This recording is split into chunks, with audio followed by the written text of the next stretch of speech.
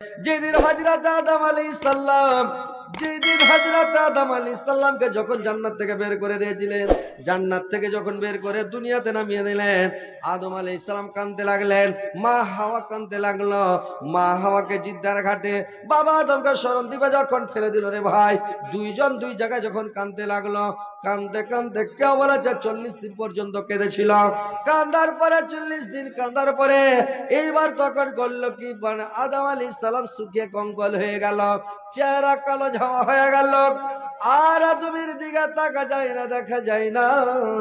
ফেরেশতারা তখন আল্লাহর দরবারে কাঁদতে লাগলো, দোয়া করতে লাগলো, আল্লাহ তুমি হযরত আদম আলাইহিস সালামকে তৈরি করলে, সর্বের সর্বা বলে আশরাফুল মাখলুকাত বলে টাইটেল দিলে, আর তুমি 18,000 মাখলুকাতের মধ্যে উত্তম মাখলুকাত বলে ঘোষণা করলে।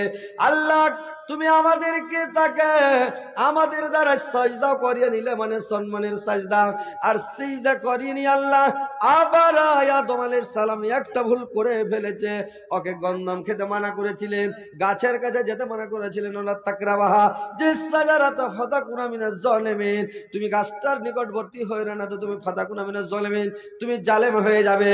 তো ভুল করে গাছটার কাছে চলে গিয়েছে, কিংবা ফলটা খেয়ে নিয়েছে।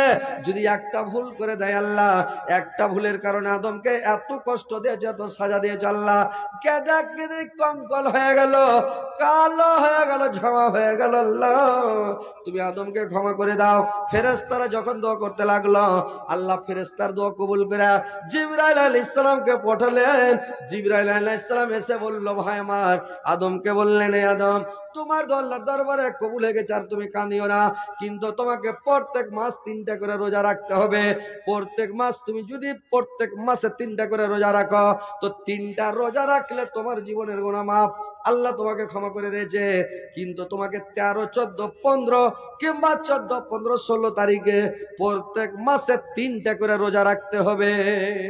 হযরত আদম আলাইহিস সালাম 3টা করে রোজা রাখতে লাগলেন। ভাই এখন যদি আপনারা মাসে 3টা করে রোজা রাখেন রে ভাই, 3টা রোজার ফজিলত এবং 3টা রোজার গুরুত্ব জানেন যে 3টা রোজার ফজিলত কত?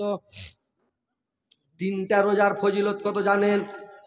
যে 3টা রোজা এখন যদি রাখি আমরা, আপনারা রাখেন প্রত্যেক মাসে 3টা, তার মানে 11 মাস, আর 1 মাস তো রোজা ফরজ, কিন্তু 1 মাস, এই 11 মাস যদি রোজা রাখেন 3টা করে, তাহলে কি হবে জানেন? একটা কাওয়া কতদিন বাঁচে জানেন? একটা কাওয়া কতদিন বাঁচে জি ভাই, জানা আছে আপনার?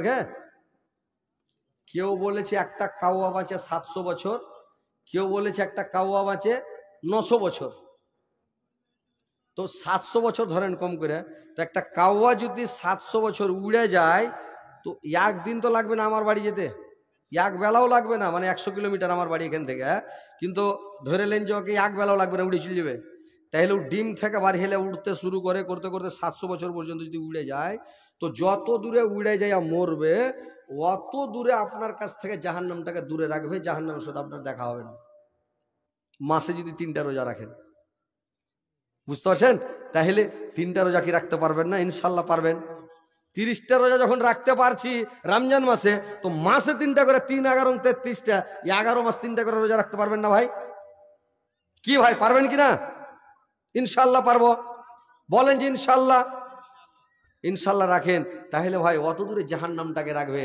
আল্লাহর রাসূল বলেছেন যে তোমরা 2টা জিনিসের হেফাজত করো, আমি তোমার জন্য জান্নাতের জামিন হয়ে গেলাম। কি 2টা জিনিস? 1 নাম্বার মুখের হেফাজত করো, গীপত করবে না, গুজব করবে না, মুখের হেফাজত করো। 2 নাম্বার তুমি লজ্জাস্থানের হেফাজত করো, জেনাতে লিপ্ত হবে না, জেনা করবে না, জেনা থেকে তুমি 1 নাম্বার বেঁচে থাকো। 2 নাম্বার মুখের হেফাজত করো, গুজব করবে না, গিল্লা করবে না, লোকের শিকায়ত করবে না, লোকের বদনাম করবে না, লোকের দুর্নাম করবে না, ইয়ার গল্পর সামনে করবে না, ওর গল্পর সামনে করবে না, লোকের বদনাম শিকায়ত দুর্নাম করবে না ভাই। লোকের শিকায়ত করা, বদনাম করা, আল্লাহর রাসূল বলেছেন 2টা জিনিসে তুমি হেফাজত করো, তোমার জান্নাতের জামিন আমি হয়ে গেলাম।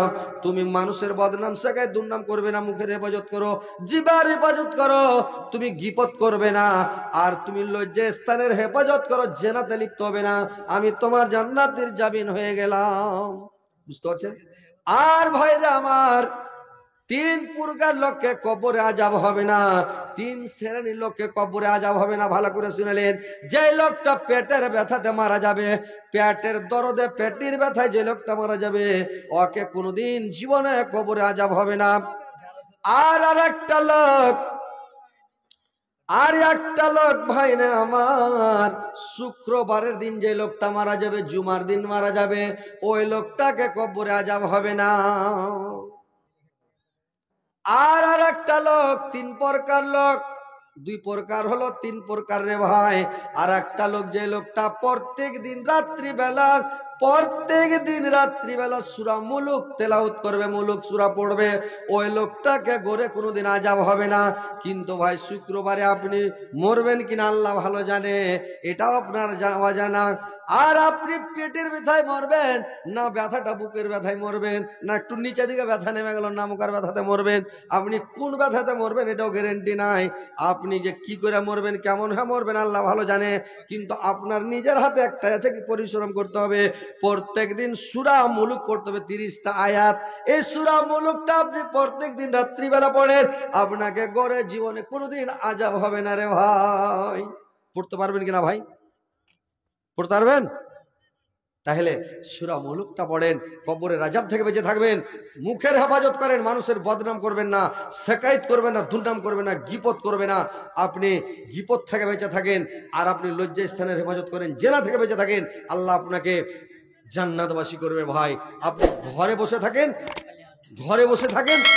আর আল্লাহর ভয়ে কাঁদেন, আল্লাহকে স্মরণ করেন। যেখানে মানুষ বসে থাকে ওখানে যাবেন না, যেখানে দু চারটা লোক বসে আছে ওই জায়গায় আপনি যাবেন না। ওখানে গেলে বদনাম হবে, শেকায়েত হবে, দুর্নাম হবে, আপনার শেকায়েত হবে, বদনাম হবে, ওই জায়গাতে যাবেন না। আপনি যেখানে লোকজন থাকবে না ওখানে যাবেন। তো ভাই আপনি আকায় থাকেন। তো কথা হচ্ছে যে আপনারা একটু আল্লাহর ওয়াস্তে কিছু দান করেন, এটা মসজিদের উন্নতি করবে জালসা নাকি। তো আল্লাহর ওয়াস্তে একজন ভাই আমার বেনামিতে 200 টাকা দিয়েছে, আল্লাহর একজন ভাই আমার 100